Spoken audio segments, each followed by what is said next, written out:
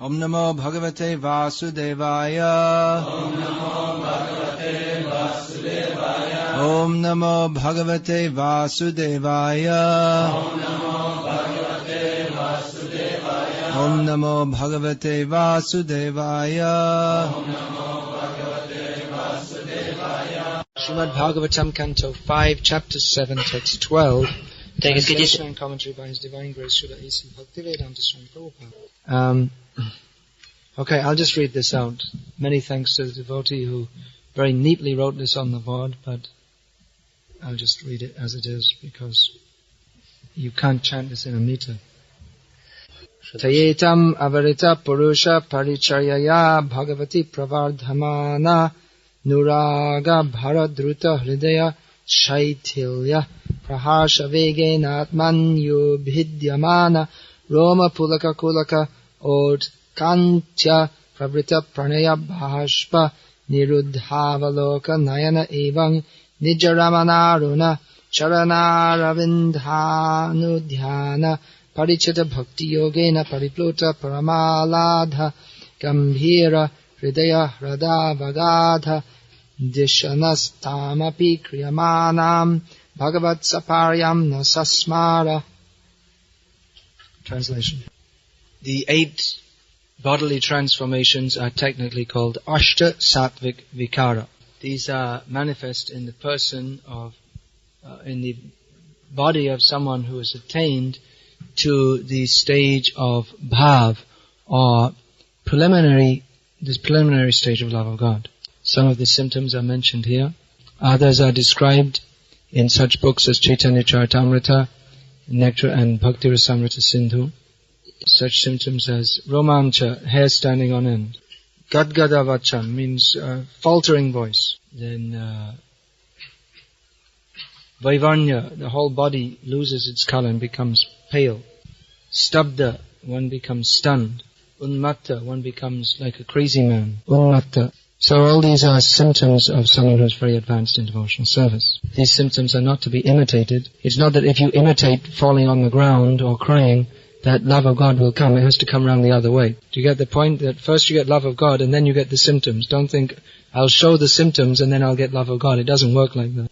Sometimes some people, they buy a very prestigious car model, like Cadillac, something like this, but it's very old. They get it cheap. Then they decorate it and paint it so that it looks like new. And they wear a imitation Rolex watch, which looks the same, but it only costs $20. And in this way they drive around in their Cadillac with their imitation Rolex watch, and they dress up as if they're very rich. That story is there, that joke is there that, well, why do you always keep your Cadillac in your garage? Why don't you bring it out? Well, I don't have any money to put the diesel in, the gas in. So someone may show the symptoms of being rich, but they're only imitative symptoms. If someone thinks, oh, you see, this rich man is driving a Cadillac car, so I should also get a Cadillac car and I'll also become rich. It doesn't work like that. There's another thing, sometimes a group of people get together and jointly buy a Cadillac. That also not new. And they take it in turns. One day a week, one person will drive it. Another day, someone else will drive it. So it's all show. They don't actually have the qualification of being a rich person. So imitation won't help us. In fact, imitation it is counterproductive to advancement in devotional service. The first 2 symptoms of a surrendered devotee are anukulyasya sankalpa, pratikulyasya varjanam. He accepts everything favorable for advancement in devotional service and rejects everything unfavorable. Imitation of the symptoms of an advanced devotee are in the category of pratikul. They actually work against our advancement. They don't help us to advance. And therefore, great devotees who are on that platform, they often don't show, they deliberately suppress such symptoms. And Acharya may be on the platform of love of God. But because he's an Acharya means one who teaches by example, he has to show how to behave for the sadhaks or aspiring devotees. So internally, he may be feeling so many symptoms of love of God, but externally, he doesn't fall on the ground, and so many different things. Sometimes he may be overcome by emotions and not be able to control that. But generally, he doesn't make a show. Once in Mayapur at the festival with so many devotees present, Prabhupada sitting on the Vyasasana became stunned in ecstasy. And he just became silent and stopped speaking. And all the devotees, they didn't know what to do. What should we do? We don't read in the Bhagavad-gita or Srimad Bhagavatam or the Nectar of Devotion what you should do if your spiritual master becomes stunned in ecstasy. So after a few minutes, one of the devotees started leading a kirtan. And then Prabhupada, hearing that, gradually came out of his ecstatic trance. Yes, just chant Hare Krishna. Krishna. So later there was a controversy among the devotees. Some were saying that, yes, that was nice, you led the kirtan like that.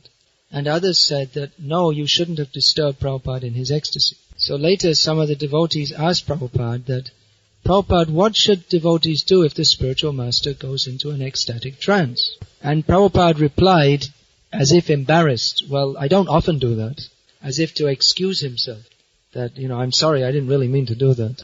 Another time, a devotee commented about one of the photos of Prabhupada, that maybe you've seen, there's quite a well-known picture of Prabhupada looking very grave, with the corners of his mouth actually turned down. So one devotee remarked to Prabhupada that, Prabhupada, in this photo you look very sad. I suggest you take the hand away from your mouth because it didn't. So Prabhupada said, you don't know, this is transcendental ecstasy. So, what is actually ecstasy? That is seen by one's constant endeavor to serve Krishna, not by any external show. Privately, a devotee may experience so many. But practically, an acharya who is preaching all over the world, he doesn't have any private life anyway. There's no inside and outside, it's both the same. It's not that he's speaking so many things, but then he goes away and locks himself in his room and smokes a cigarette. Any time of the day or night, if you see Prabhupada or you see any devotee who's actually advancing on the path of Krishna consciousness, they're always doing something in Krishna's service. Even eating, sleeping, bathing, they just do these things for the sake of maintaining the body for Krishna's service. So this is advancement in Krishna consciousness. Even we read about Chaitanya Mahaprabhu, his amazing transformations of bodily ecstasy. Even one time, all the limbs of his body, his head, his legs, his arms, entered within his body in ecstasy. No one can imagine such symptoms. Just like it's described, there are 8 symptoms of ecstasy which are described in Shastra, but this one is not described. It's not described in Shastra or not conceived of. But even Chaitanya Mahaprabhu, when he first met Ramananda Rai on the banks of the Godavari, he was experiencing symptoms of transcendental ecstasy, shivering, fainting, falling on the ground. But then he noticed there were many Brahmanas present. They were Brahmanas, very pious, exalted people, no doubt. But they weren't devotees, so they couldn't understand these symptoms. Therefore, Chaitanya Mahaprabhu, on seeing them, suppressed his symptoms of ecstasy. With great difficulty, he suppressed his ecstasy and behaved like a normal sannyasi. So these are the examples we receive from our acharyas. Anukaran and Anusharan, there are 2 words, similar words. Anukaran means to imitate, and Anusharan means to take shelter or to follow in the footsteps. There's a difference. Anusharan means to follow the example of always being engaged in Krishna's service, giving up material desires. This is Anusharan. Anukaran, or imitation, means to falsely exhibit the symptoms of advancement when we don't have it within our heart, so that others will think that we are great devotees and praise us. So the example is being given here of Bharat Maharaj, who was actually a very exalted devotee. And the symptoms of his advancement are being given in some detail so as to make a contrast between his later condition. As we will read in future chapters, he will fall down from that position due to attachment to an insignificant baby deer. How did that happen? Here in this verse it's described that Bharat Maharaj, he became so much absorbed in ecstasy that he didn't even follow the regulated principles of devotional service. That may happen on the platform of high ecstasy. For instance, if you're so much in ecstasy that you don't know whether it's day or night, then you're going to have difficulty performing your early morning rituals or if you're so much absorbed in ecstasy of love of God, then you may just completely forget that you're supposed to take a bath in the morning. See what an exalted stage this is? It's certainly not, it's not something to be imitated. It's very, very high level. But we see that Bharat Maharaj, even though he was on such a high platform, eventually, at some point, he allowed Maya to enter his heart. Now, what happened, we'll read later on, is that a young baby deer was left all alone.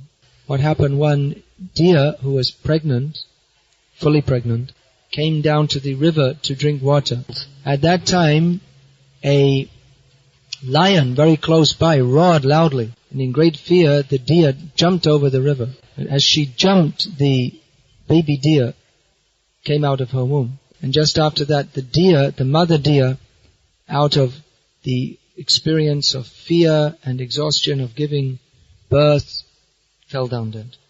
So Bharat Maharaj saw this, and he became compassionate upon the baby deer. That is the trick of Maya. Babies of any species, they're sweet. They are fully in need of protection. So that tendency that we have to think, I am the controller, I am the maintainer, I am the benefactor, that becomes evoked by the sight of babies. Therefore, advanced transcendentalists, they remain aloof from family life. For this reason, Bharat Maharaj had left his home. He was previously a grihastha. Because in family life, the illusion of thinking that I am the controller of this family, I am the maintainer of this family, I am the best friend of these family members is very, very strong.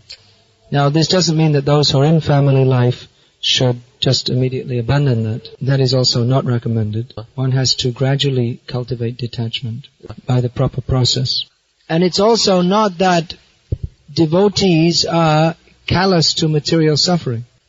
Callous, it means indifferent to. Callous means indifferent to because having no feelings. Rather, a devotee feels for the suffering of others more than others. When we say, well, opening hospitals is useless. A good example, that one, you'll find that in Science of Self-Realization. There was so much famine and suffering in Andhra Pradesh, one part of India. And the head of the relief fund asked Prabhupada that your society has a lot of money and manpower. Why don't you help us to help these poor, suffering people? Prabhupada wrote back, refusing. Because of drought, was it? I think it was because of drought. Was it drought or flood? It's either there's drought or there's flood. It's one of the two things. I believe it was drought at that time. There's more droughts than floods in Andhra. Huh? It was because of drought, I believe. Drought means lack of rain for many months. Prabhupada refused to help. He said, this is all useless. He said, instead, you give all your men and money to help us. Prabhupada, he said that the reason people are suffering like this is because they are averse to Krishna. And as long as the people of the world are averse to Krishna, there must be floods, droughts, famines, and so on. So it would appear that Prabhupada was being very hard-hearted. But no, actually the devotee is most concerned about others' suffering. Therefore he preaches Krishna consciousness, which is the only permanent solution to suffering. You cannot stop suffering in this material world. That's why Bhaktisiddhanta Saraswati Thakur said that the neophyte devotee ringing the bell in the temple is doing far more valuable welfare work for the world than anyone who opens millions of hospitals. Because that ringing the bell in the temple gives transcendental benefit to the world. Whereas opening hospitals, that can only benefit the body. Ultimately, you can't even benefit that either, because you have to die anyway. So actually, if you give people medical treatment, but you don't teach them how to be Krishna conscious, it's better you let them die quicker. Because if they become healthy without spiritual knowledge, they'll commit more sinful activities and make worse karma for future. Now, having said all this, a devotee is not indifferent to the immediate physical and mental sufferings of others. Just to give a small example. Prabhupada once called his servant into his room. Would these people like to come and sit down? They just came in. You like to sit? If you want, you can come inside. They can come and sit on the bench if they're not used to sitting on the floor. Yep. So Prabhupada once called a servant into his room, and Prabhupada said, you see this bug on the table? Bug, a little insect. Aye. So generally if people see a bug, they go, what? Prabhupada said, I've been observing this bug For the last 20 minutes it hasn't moved. I think it must be hungry. Take it out and put it on a leaf and make sure it gets something to eat. So it may be that living beings we come in contact with, the devotee may do something to try to alleviate their immediate condition. Come and sit here. Let's come and sit here on the bench. So Bharat Maharaj, seeing the condition of the baby deer, felt some compassion and therefore did something to try and help.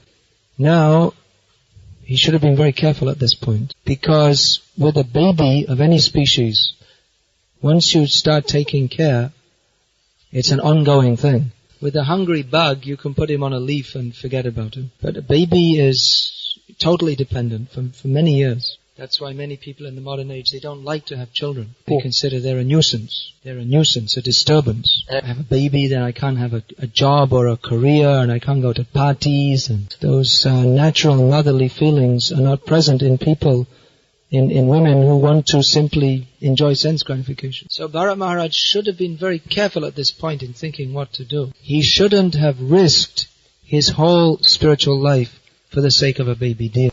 He should have considered, just like Prahlad Maharaj described, Balasyaneya sharanang pitaro nrishingha, that even a very loving mother and father cannot actually protect a child. Nartasya chagudam udamvadimajjato, no. Nor can medicine actually help a person who's sick. Nor can a boat save a drowning man, unless Krishna desires. Rake Krishna Mareke, Mare Krishna Rakeke.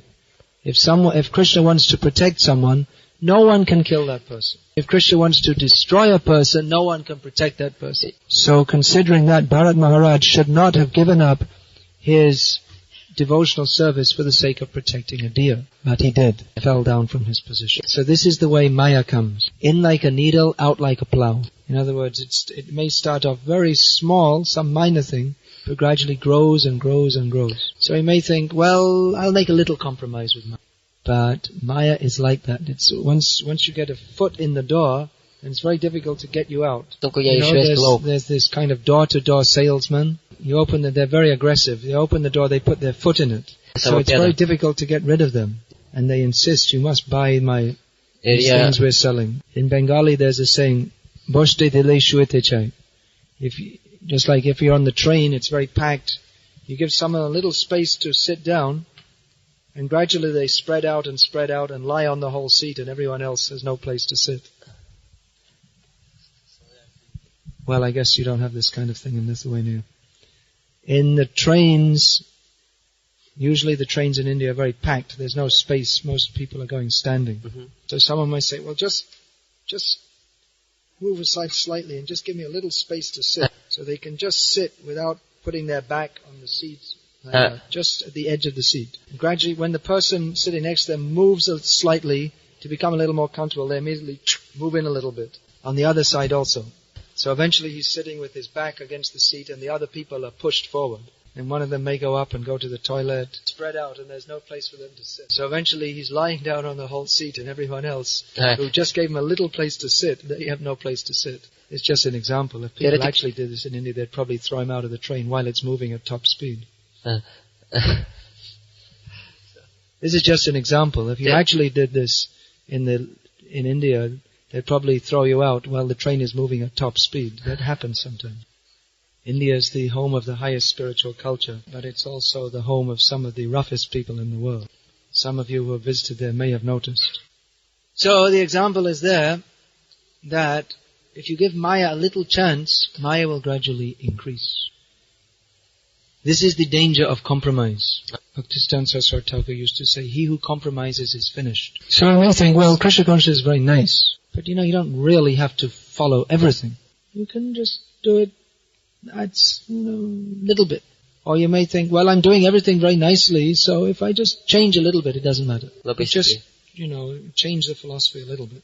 Or you don't have to follow all the practices very strictly. You're supposed to chant 16 rounds a day minimum. Well, I chant 14 and then, somehow I can't get the others. But, 14, 16 doesn't make that much difference. All this rising early in the morning, it's not so important. I mean, do everything else. I remember one devotee said to me once, I asked him, well, why is it that you get up at 8 o'clock every morning? So he said to me, well, most devotees who rise at 4 o'clock, they take some rest later in the day. Or they fall asleep while they're chanting japa or something. So I decided to sleep until 8 o'clock every morning. Then I don't take any rest in the day. I don't fall asleep. I chant really good rounds. So very intelligent, but it's bogus. It's a compromise because the injunction of Shastra is very clear that you should rise very early in the morning. Now, if you don't want to, you're not ready to, you can say that, and then it's understood that you're not really on the proper platform of Krishna consciousness. But if you try to justify it by some kind of philosophical or very intelligent idea, then it's a compromise. Or even if you don't try to justify it, if you just do it, well, it's also a compromise. That's one example. There may be so many. Just like some people may say, well, we accept the Shastra that says that Krishna is God, but we don't accept that, things like the sun is, the moon is further away than the sun. How can we accept that? It doesn't make any sense. So we may say, well, yeah, we accept this part of the Shastra, but not another part. Then what's the meaning of Shastra? No. Then what is the meaning of Shastra? If you don't accept Shastra as being the gospel truth, then why read Shastra at all? It's not authoritative. If you don't accept the description of the cosmology as given in Shastra, you're going to have a lot of problems. Because according to Shastra, the whole planetary systems are held up by a snake. And the earthly planetary system is held up by 4 elephants. When they move, there's an earthquake. If one of them moves, just goes... What to speak, there are so many descriptions that how this universe was created by Brahma, who has 4 heads. Some Brahmas have millions of heads. And he was born on a lotus flower, which grows out of the navel of Mahavishnu. So these things are not likely to be accepted by scientists. Not likely is a euphemism. They're not going to be accepted. If we say not likely, that's a euphemism. Euphemism, you don't have that word? It sounds like Latin.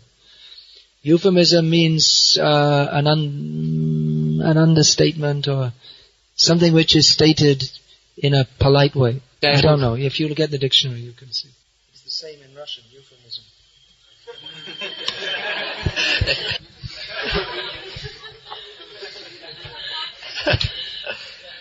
Who gave the word? Huh? Someone said? Where's Mrs. Sanatan Dharma? She's pretty good. She's not here? No, I don't know. So, right. Your last sentence was? That my last sentence is that if you say not likely, it's a euphemism. If you say not lying? Alright then. The scientists won't accept. If we want to adjust the philosophy of Krishna consciousness to be acceptable to materialists, it's not possible. Then you have to throw everything out. You see, how are they going to accept? How is a materialistic person going to accept that the deities are just not? They're not some stone or brass doll. See, every day in the Hare Krishna temple, they put different dresses on these dolls. To the materialist, it's doll. They give food. And they won't eat that food until the doll, as they call, has eaten. So this is the materialistic vision. The materialist cannot understand. Because he's a materialist, ipso facto, he cannot understand the transcendental. That's the meaning of materialist, transcendentalist. Materialist means his vision cannot go beyond the material. So these things cannot be understood by material understanding. Because material understanding is limited be within the 3 modes of material nature. And spiritual life means that which is beyond the 3 modes of material nature. So that's why we don't preach these things among the materialists. They don't have the faith that is required to accept the transcendental. Materialism is foolishness. When we say the materialistic concept of life, that we only believe what we can see. There have been innumerable examples of supramundane experiences throughout the world, since time immemorial, by all kinds of people from all walks of life from all over the world. There is no lack of evidence of supramundane experiences. But the gross materialist, or the person who only accepts material, what he can see, says, well, I don't believe it because I never saw it. It's like the ostrich who puts his head in the sand. He thinks that by not seeing the reality of some animal coming to kill him, the wolf coming to kill him, he thinks that the wolf will cease to exist. Like the owl who very tightly closes his eyes at midday and says, there is no sun. Or maybe the bat, he can't see, even if he doesn't have to close his eyes. Try to explain to a person who's been blind from birth the beauty of the sunrise. Is there any way you can describe it so that he can understand? But because he can't conceive of it, it's inconceivable to him, does that mean that such beauty does not exist? Because he has not experienced it, does that mean that no one has experienced it? So a devotee should understand that when we're discussing Krishna, we're discussing that which is transcendental.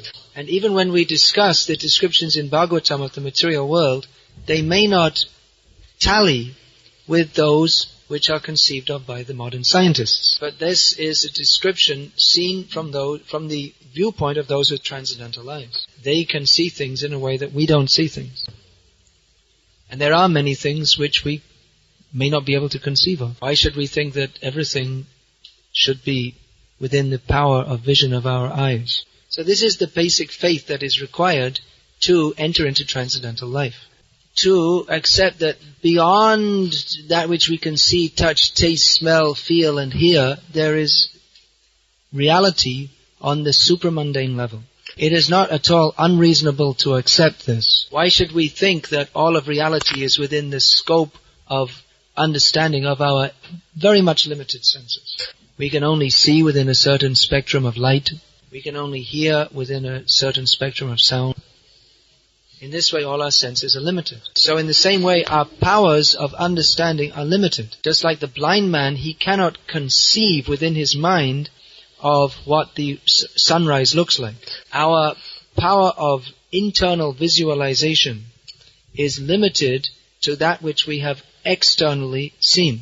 Seen, touched, smelled, tasted, etc. So the transcendental process known as yoga is to awaken the transcendental power of our senses to perceive that which is beyond that which is normally conceived of by the senses. It is with faith in the transcendental process that one enters into it. And again, there is abundant evidence of all over the world since time immemorial of many, many people having such transcendental experiences. So we don't have to compromise our philosophy or our practices. If we do that, we will be finished. Basically, Krishna consciousness is developed by faith in Guru, faith in Shastra, and faith in Krishna. If we lose that, we lose everything. You don't have Krishna consciousness. So we should be very, very careful. Don't compromise, either philosophically or in our practices. If we compromise, Maya will enter. Just as Maya entered in the form of a young deer in the life of Bharat Maharaj. Maya can enter in many, many different forms. But the result will be that our Krishna consciousness will be spoiled. Even though we may think that I'm doing nicely in Krishna consciousness, with our own interpretation of Krishna consciousness. The test of Krishna consciousness is if it is pleasing to Krishna, not if it fits with my own mental speculation. So be careful. This whole story of Bharat Maharaj, the main lesson that we are to gain from this is to be very careful in our activities of Krishna consciousness. Otherwise, we may have to suffer at least a temporary fall down. Hare Krishna. Is there any question, please? Okay. First. Nice and enthusiastic to ask questions. Sometimes this example is given just like, even if you don't feel enthusiastic, just put your hands in the air and start to dance anyway. Well, that is not imitation of the exalted state of the Paramahamsa. That is imitation of sadhana. In the stage of sadhana, we should dance. Of course, a topmost Paramahamsa will also dance. But sadhana means the practice by which we can come to the Paramahamsa level. So practically all of sadhana, in one sense, you could say it's like an imitation. We're told to chant Hare Krishna repeatedly. Actually, we don't have a taste for that. But we're engaged in that activity so that by doing it, we gradually get a taste for it. So, to take up the activities of sadhana, such as dancing and kirtan, that's also one of the activities of sadhana. You'll find this mentioned among the 64 principles of devotional service. One should dance for the pleasure of the Lord. But we don't see that among the 64 principles it's said that one should fall on the ground, one should shed tears from his eyes. That's not that. Now, we will find in the Nectar of Devotion, Prabhupada writes that one should learn the technique of how to cry for Krishna. This is the secret of devotional life. If we think, well, okay, I'll put some chili powder in my eyes, and then I'll cry. Actually, you don't even have to put it in your eyes, you just put it in your nose. But that is artificial inducement. When it's said that one should learn to cry for Krishna, that means that by following the process of sadhana and praying to Krishna with such feeling, that one will actually feel for Krishna. That is not to be imitated. But chanting the holy name of the Lord, dancing in kirtan, all of these things, they should be done. Even if we don't have any feeling, they should be done, and feeling will begin to come. So this is the difference between imitation and following in the footsteps. Following in the footsteps means to follow the activities of sadhana. And imitation means to pose as if one is on a level more advanced than he actually is. Any other question? No, what the spiritual master can do, spiritual master can't. If you make a promise and you don't follow, then what the spiritual master will do? How can he help? How can he help? Yes, how can he help? Spiritual master, God helps those who help themselves. If you make a promise, that means you should follow it. Once Prabhupada was asked that, well, what about your disciples who don't chant 16 rounds? What about devotees who don't chant? Prabhupada said, they're not devotees, they're animals. He said, if you promise and you don't follow, that means you're an animal. Because a human being can promise, an animal cannot. So it means you're on the animal platform. You can't even keep a promise. No one's forcing you, you must take this vow. You're given plenty of time to consider. You take the vow, you should follow it. If you don't, then why should you think that I'm breaking the regulated principles, giving bad karma to my spiritual master to suffer? This is a shameless position. I had some experience that one disciple, he said, well, I reject you. Just a few months before, I didn't want to give him initiation. He's pushing and pushing and pushing. He said, well, I didn't invite you. I didn't say, come please, you must take initiation from me. You came to me. I didn't force myself on you. So now if you don't want to follow, you made the vow, now you're breaking it. That's your choice. I'm not going to stand next to you with a gun and force you to follow all these things. Mm-hmm. That would also be against the very regulated principles if I shot you. So, it's up to you. If you're not sure, that if you're not determined to follow throughout your life, then don't take the promise. That's all. And don't take initiation. This is the standard within the International Society for Krishna Consciousness. That's what the whole class was about. Don't compromise. You think it's too difficult, don't do it. That's all. Go and find some Sai Baba or something. You can do whatever you like. We're not saying that you have to come here. If you don't think it's for you, fine, go and do whatever you like. Eat meat, drink wine, have illicit sex, gamble, go to hell, do whatever you like. We're not forcing you to come here. But there are certain conditions for becoming Krishna conscious. This is the International Society for Krishna Consciousness. It's not the International Society for Krishna Compromise. If you want compromise, then you make yourself a guru and preach whatever nonsense you like, or go to some guru who preaches whatever nonsense he likes. Do whatever you like. There may be no one coming. All right, that doesn't mean we're going to change the philosophy. Doesn't matter. Yatechasi tatakaru. Do whatever you like. You're not satisfied? So you be satisfied. You go. There's so many shops that you can buy wine. You can do whatever you like. This movement is meant for Krishna consciousness. We have our principles. If you don't like it, fine. Go do whatever you like, wherever you like. But if you want to be in this movement, there are certain principles which are not going to be changed. If you don't like it, there's no use to try and argue. We're not going to change. If you want to change, you can. But not within this organization. Then you start your own organization. Some people have done that. 3 regulated principles. Okay, do it. Fine. Any other question? There's one, Mataji. So the question was that we see... the beginning of Krishna consciousness, the training is how to become a Paramahamsa. We have to regularly hear so as to be in the right consciousness. We have, in recent times, there's been a lot of talk about nice relationships between devotees and all this kind of thing, which is good.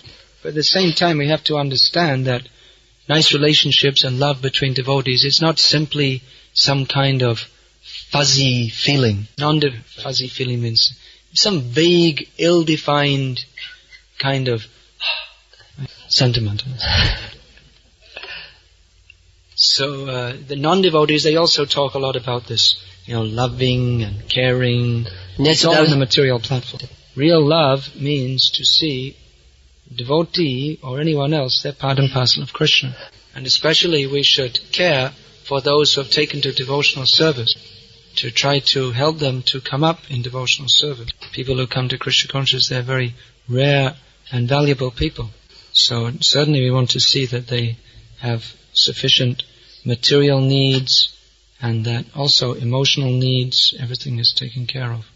But at the same time we should know that people, devotees included, can only ultimately be satisfied by becoming Krishna conscious. Sometimes devotees get into all this kind of saying, well, you have this kind of syndrome because in your childhood your father used to yell at you. This kind of psychological analysis.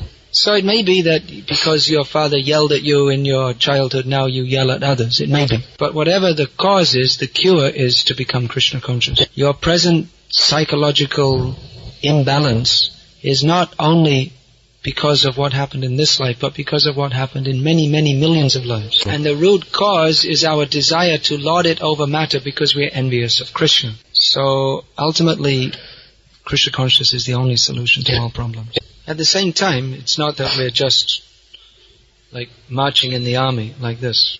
Well, even in the army, there's some camaraderie. So if we see a devotee is looking a little depressed, say, put our arm around and say, "Hey Prabhu, what's the problem?" and try and help them. We don't become like some kind of sentimental, wishy-washy. Sorry.